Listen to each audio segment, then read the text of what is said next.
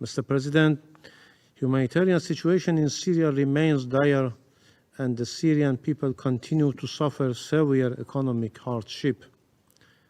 The politicization of humanitarian aid and the obstruction of international support for Syria reconstruction, largely driven by the US and its Western allies, have prolonged the conflict and intensified the suffering of Syrian people.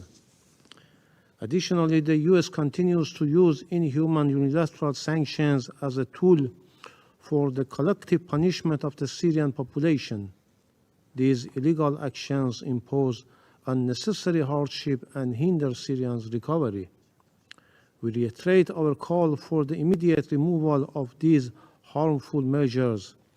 They must be lifted both as a legal obligation and a moral imperative. Similarly, providing impartial and non-politicized humanitarian aid to all regions of Syria is crucial to save lives. Early recovery projects should be prioritized to offer comprehensive support and help communities rebuild and strengthen their resilience. Facilitating Syrians' reconstruction and ensuring the safe return of refugees and IDPs to their original places of residence must be integral to any comprehensive solution to the current conflict in Syria. The interests of millions of Syrian refugees should not be manipulated for political purposes by certain countries.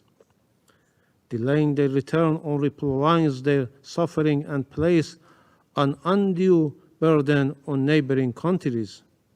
Iran welcomes the Syrian government decision to extend UN access to Bab al-Salam and Al-Rai crossing for an additional 3 months until 13 November, as well as the extension of access to Bab al-Hawa crossing for an additional 6 months implemented last month.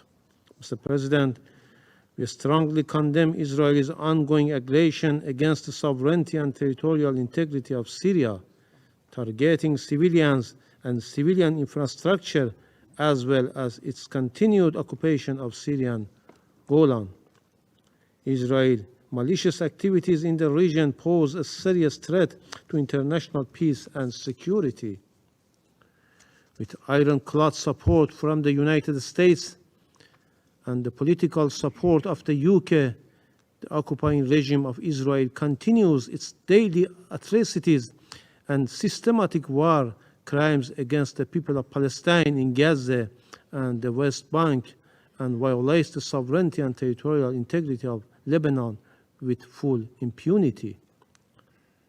The Security Council must condemn unequivocally the rough regime of Israel for its malevolent activities in the region and take decisive actions to force this terrorist regime to end its occupation on Syrian Golan, cease all acts of aggression against Syria and Lebanon, and stop ongoing genocidal war against Palestinian people. Mr. President, we share the view expressed by the representative of the Syrian Arab Republic that any political solution must include ending the illegal presence of US forces, halting their exploitation of Syrian resources, and stopping their support for terrorist groups and militias. The recent attacks and violence committed by US-backed militias and terrorist groups against innocent civilians in Deir ez-Zor, Al-Hasakeh, and other areas in the eastern and northeastern region are alarming. Mr. President, Iran is committed to a political resolution of the Syrian crisis.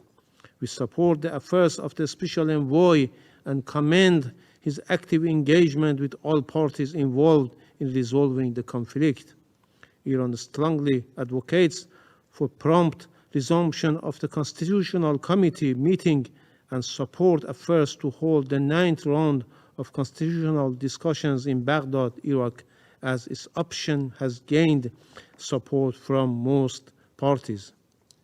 Furthermore, Iran, aligned with Astana former partners Russia and Turkey, remains dedicated to achieving long-term normalization in Syria.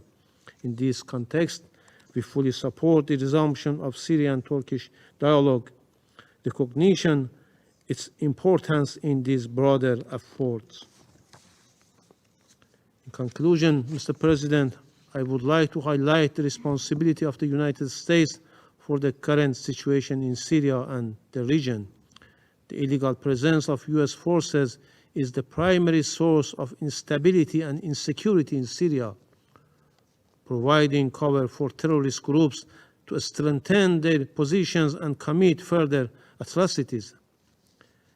It violates Syrian sovereignty, territorial integrity, international law, the UN Charter and Security Council resolutions, including Resolution 2254.